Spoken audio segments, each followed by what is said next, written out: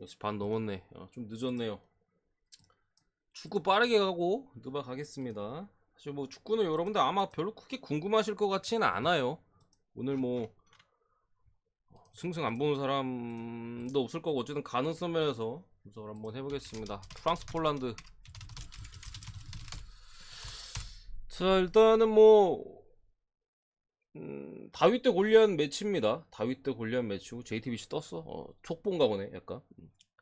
프랑스 대 폴란드 다윗 대 골리앗 매치여서 사실 프랑스가 어쨌든 마지막 또 조별예선 경기를 로테이션까지 돌려가지고 뭐 사실 사이즈가 없어요.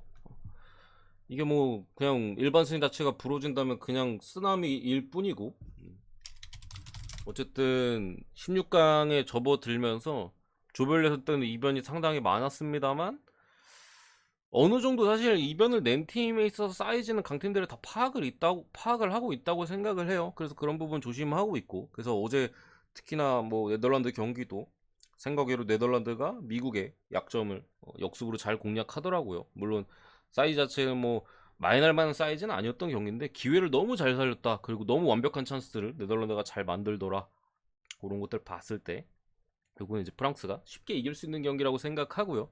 어쨌든 16강이기 때문에 사실 핸디캡은 어,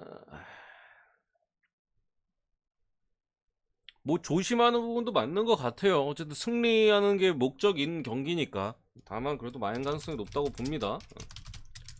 지금 어쨌든 폴란드가 조별예선에서 보여줬던 경기력이나 프랑스의 뭐 전방에서 음바페의 파괴력 뭐 이런 거 다 고려했을 때 마이너 가능성 높은 것 같아요. 뭐 딱히 분석할 거리가 없다. 그냥 프랑스 학살 사이드다. 많이 봅니다. 1마인 정도 봅니다. 1마인. 2.5는 솔직히 좀 빡세긴 한데 1마인 정도 봅니다. 미국은 수비를 못해서 진 것 같은데 수비가 너무 구대기던데요. 그냥 한 방 한 방에 그냥 휘청휘청 하던데요. 잉글랜드 대 세네갈. 요 경기 솔직히 확실한 정배 느낌은 제가 볼 때는 아니기는 해. 세네갈이 어쨌든 생각보다 만에 빠진 상황에서 전방에서의 득점력도 꽤나 지금 있는 상황이고 공격적으로도 은근히 잘 해요. 다만 이제 수비가 조금 불안한 부분은 있어요. 세네갈이 뭐 쿨리발리가 있긴 합니다만 솔직히 큰 영향력을 보여주지 못하고 있고 조별예선 3경기 다 실점을 했어요. 그래서 뭐 경기에 있어서 크게 많은 실점을 하지 않았지만 벌써 이제 3경기 4골이나 먹은 상황에서 잉글랜드가 어쨌든 안정적인 경기 운영을 하거든요. 그래서 만약에 뭐 세네갈이 선취 득점을 뽑거나 아니면은 한 골을 넣었을 때 따라간다면은 굳을 수도 있어요 그 상태로. 그래서 뭐 1대1 연장 간다면 제가 볼 때 1대1일 가능성이 상당히 높긴 한데 가능성은 분명 있긴 합니다만 냉정하게 세네갈의 수비력을 봤을 때 잉글랜드가 그리고 마지막 웨일즈전을 또 봤을 때 우리가 미국전을 또 잉글랜드가 경기력이 안 좋았잖아요. 근데 웨일즈전 보니까 미국전 솔직히 그냥 거의 뭐 주작 수준으로 안 뛴 느낌이었어요. 웨일즈전에 그냥 아예 다른 팀이더라고요. 16강 무대고 잉글랜드 빡게 만다고 봅니다. 승보고요. 요거는 햄무 쪽으로 봅니다. 햄무 쪽. 저는 한 2대1? 2대1 정도 봅니다. 근데 솔직히 5반 쫄려서 못 찍겠긴 해요. 그래서 일반승 그리고 뭐 햄무 정도 이렇게 보겠습니다. 잉글랜드 전방은 솔직히 저도 어떻게 나올지 잘 모르겠어요. 그 선택이어가지고 사카를 사우스게이트 감독이 워낙 좋아해가지고 사카가 또 뛰지 않을까 싶기도 한데 근데 어쨌든 웨일즈 전에 경기력이 좋았어가지고 포덴 같은 애들 또 뛸 수도 있고 봐야 될 것 같다. 어쨌든 요거는 무가능성은 좀 있습니다. 무가능성은 좀 있는데 세네갈 수비가 안 좋아가지고 전 승이 좀 나은 것 같다. 무승배모보다는 승이 나은 것 같아요. 레시포드 잘하고 미국 저때 거의 주작 게임이었다니까. 제가 경기 보면서 느꼈잖아. 아니 뭐 틀린 건 틀린 건데 안 뛴다고. 그리고 세네갈은 그 개에도 출전 정지로 누수도 지금 있는 상황. 이렇게 보고 이어서 가겠습니다. 뉴올리언스 대 덴버. 덴버가 지난번에 트레이 영어는 애틀란타한테 디존 테머의 멱살 캐리에 아쉽게 좀 패배를 당했었죠. 뉴올리언스 같은 경우 뭐 토론토 홈에서 학살, 그리고 샌안토니오도 뭐 원정에서 아주 가볍게 이기면서 최근에 수비도 상당히 좋고 여기 뭐 맥컬럼까지 돌아와서 뭐 야투적으로는 해주지 못하고 있습니다만 안정감은 조금 더 있다. 자이언 윌리엄스가 최근에 엄청 잘해주고 있는 가운데 솔직히 근데 이 매치업은 저는 덴버가 크게 불리할 게 없다고 보여집니다. 물론 직전 경기 애틀한테 지고 뉴올리언스 최근 디펜스 좋고 뭐 공격 쪽에서도 자이언 워낙 잘해주고 있는 상황에서 흐름 자체는 분명히 덴버보단 나은데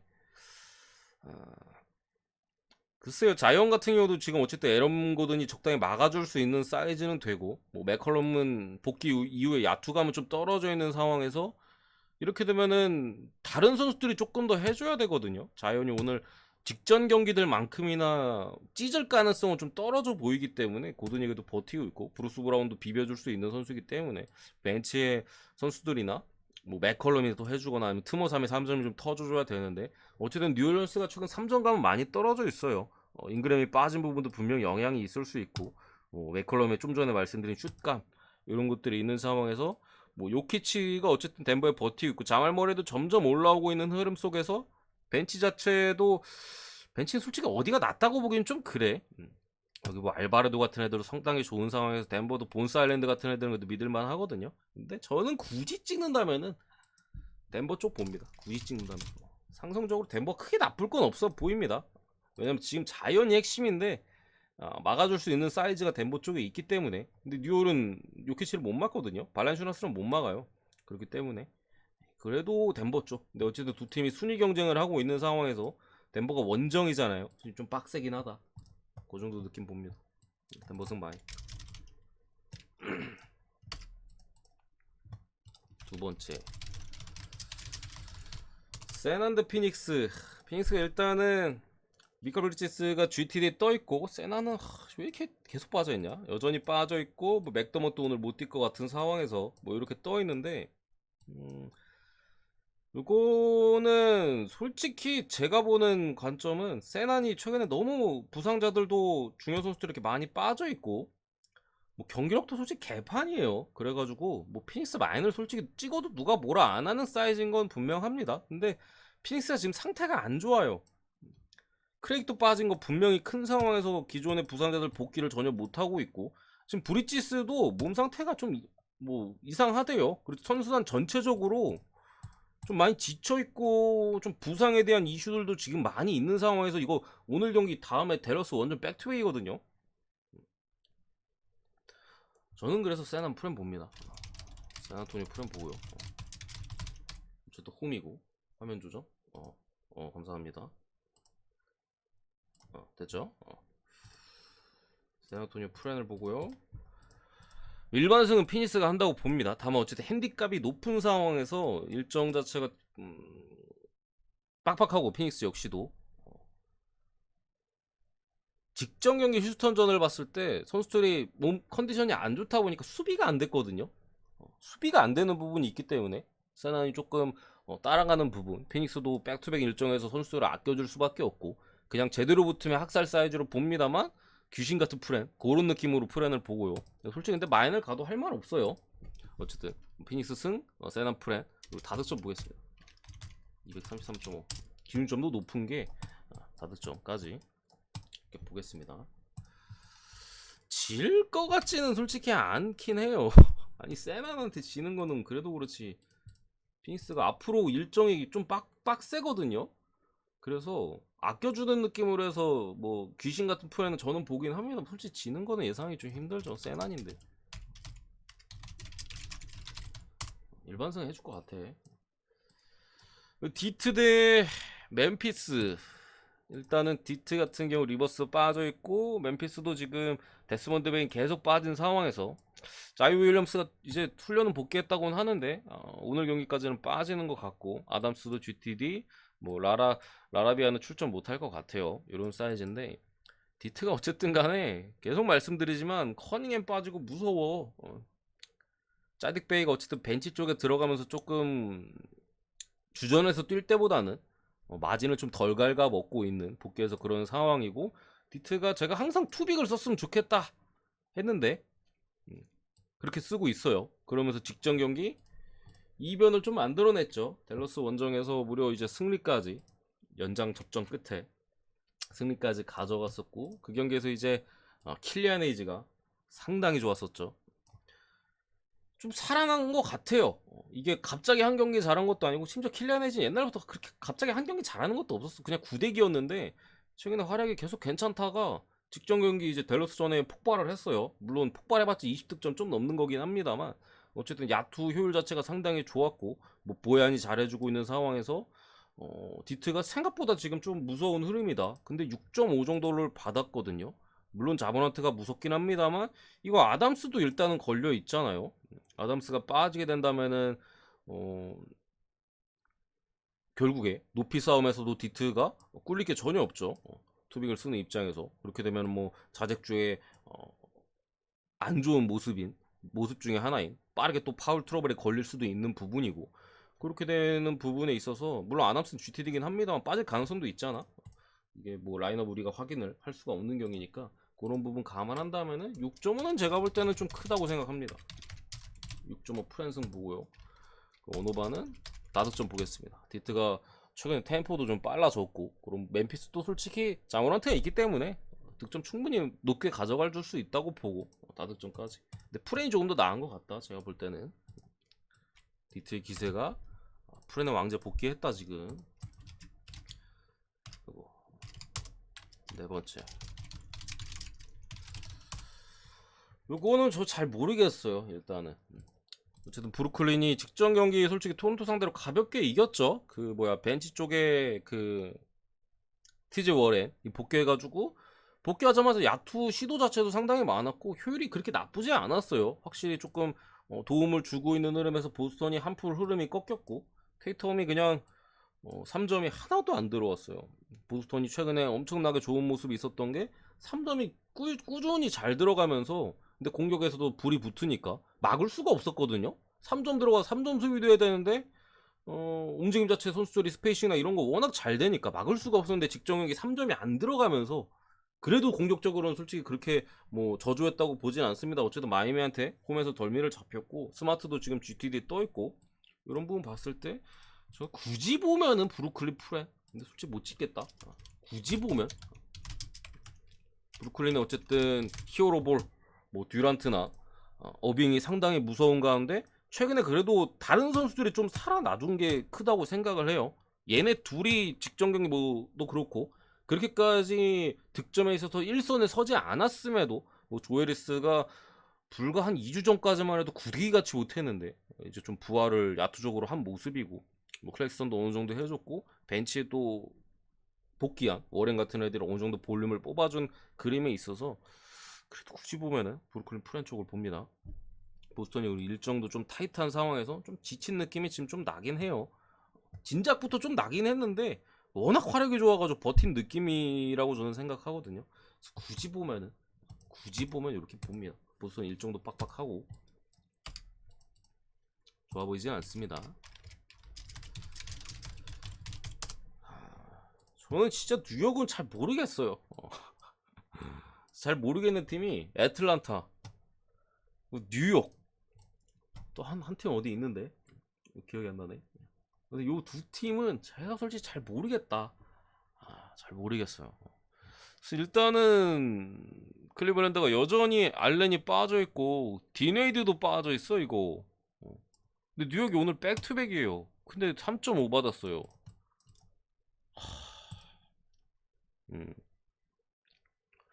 가뜩이나 높이 있어서 지금 아일랜드 빠져있고 해가지고 디아비텐가? 그 어린 놈 걔 쓰고 막 해가지고 좀 땜빵을 어느 정도 메꾸고 있었는데, 디네이드까지 빠져가지고, 물론 벤치에 이제 러브도 복귀했고 제디 오스만 같은 애들 좀 쓸 수 있는데, 뉴욕이 워낙 엽기짓을 많이 하고 그래가지고, 그래도 클리블랜드 마인승을 보긴 합니다만, 주력으로 찍어서 통수 맞을 느낌은 살짝 오긴 합니다. 느낌이 솔직히 찍는다면은 지금 뉴욕은 못 찍겠다. 클리블이 어쨌든 미첼이 계속해서 좀 잘해주고 있다는 부분, 뭐 한두 경기 정도 이게 부진을 하긴 하는데 바로 살아나더라고요. 역시 미첼 다운 모습. 갈란드가 좀 삽을 푸고 있긴 하지만 또 모블리나 벤치에서의 강함은 여전하다. 웨이드 빠진 부분 조금 아쉽고 알렌 여전히 아쉽지만 뉴욕이 보여주는 퍼포먼스나 여러 가지 고려했을 때, 그리고 백투백이잖아요. 크게 기대는 안 된다. 홈 백투백이라 뉴욕이 오늘까지 뭐 무기력하게 질 것 같진 않아요. 그런 느낌은 있습니다. 무기력하게 질 것 같진 않아서 어느 정도 비비는 사이즈로 갈 경기인 거는 좀 분명해 보인다. 근데 그래도 찍는다면은 클립을 쪼이지 않을까.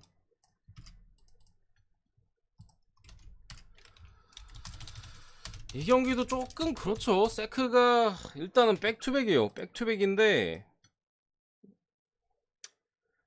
시카고는 제일 큰 문제가 일단 라빈이 기복이 너무 심해. 기복이.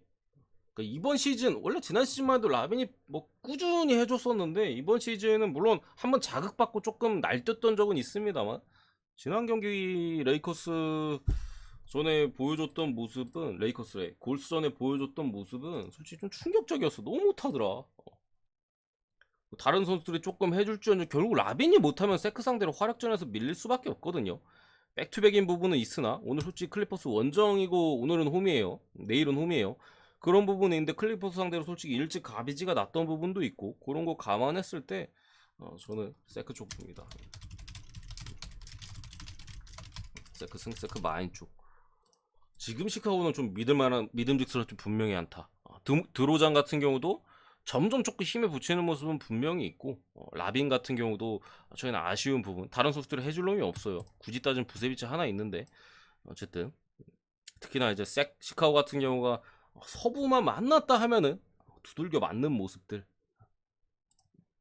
지난 시즌은 강팀에 약하더니 올 시즌은 서부만 만나면 삽을 퍼요. 그런 부분까지 또 원정이고 감안했을 때 그래도 세크 쪽 봅니다. 백투백이더라도.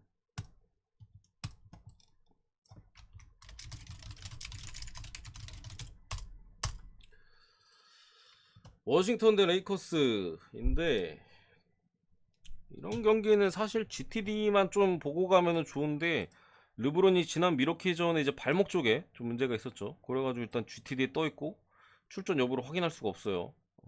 AD는 나올 것 같은데 르브론 출전 불투명에다가 데인 슈러더도 일단은 떠 있습니다. 직전 경기 미러키 원정 가서 뭐 르브론이랑 AD랑 뭐 벤치 웨스트브룩이 셋 다 좋은 모습을 보여주면서, 미러키도 그 경기 잘했거든요.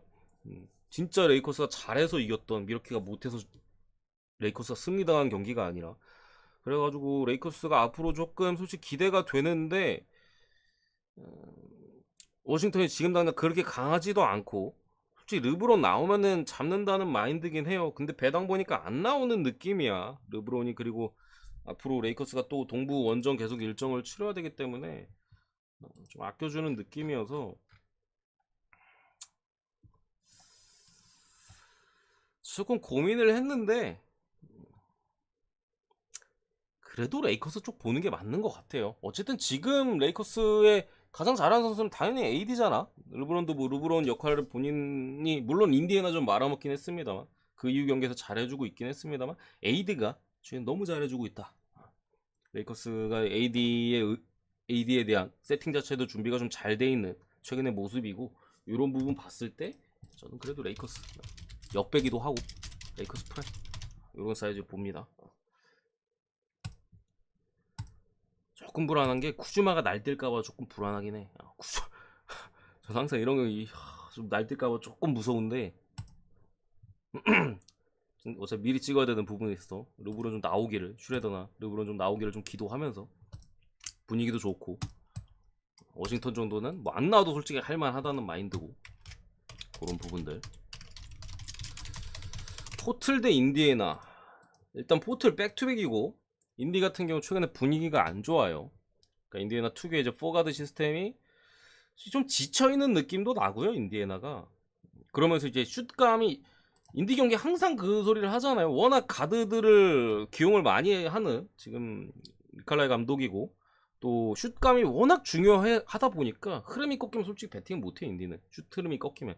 근데 최근에 인디의 3점이 한창 뭐 연승 가드로 달릴 때보다 한참 좀 떨어져 있는 모습이고, 할리버튼도 계속 GTD 뜨죠. 부상 좀 달고 있는 모습이고, 수비는 여전히 안 되는 흐름에서 분명히 흐름이 좋지 않은 현재 인디애나고, 기준점이 높기에는 근데 인디가 뒤도 없이 달려가지고 그렇게 높은 것 같지 또 않아. 뒤도 없이 달려서 저도 몇 번 높은 것 같아가지고 저도 좀 보고 했는데 그냥 너무 달리더라. 지치지 그냥 지들이 계속 공격이 제대로 안 돼도 달려요 이 새끼들. 물론 오늘 경기는 어떻게 나올지는 모르겠는데 일단 흐름 자체가 많이 꺾여있는 인디애나고, 포틀랜드 같은 경우 오늘 릴라드 복귀 이슈였어요. 백투백인 부분이 분명히 있긴 한데, 릴라드 복귀일이 원래 예정일이 내일이 있을 인디애나 전이었거든요. 물론 복귀 확정은 아니고 GTD 걸려있는 모습인데, 저는 지금 인디애나 상대로는 포틀랜드가 충분히 할만하다고 봅니다. 슛감 자체는 포틀이 지금 우위인 모습이 분명하다고 생각이 들고요. 앰포니 사이먼스 그냥 매경기 터져요. 기본 뭐 3점 계속 들어가고, 오늘도 유타전에 그냥 뭐 캐리를 했죠. 40득점 넘게 박으면서 캐리를 한 시점에 릴라드 복귀 시점까지 딱 물려가지고, 인디는 지금 하락하고 있는 시점에 특히나 이거 만약에 미리 찍는다면 할리버튼이 빠질 수도 있는 부분이 있고요. 분명히 백투백이긴 합니다만 포틀랜드 어쨌든 젊은 선수들이 상당히 많이 있고 에너지 넘치는 선수들이 많기 때문에 해볼 만은 하다. 포틀랜드 사이드 봅니다. 포틀랜드 승만 이렇게 보고 마무리하도록 하겠습니다.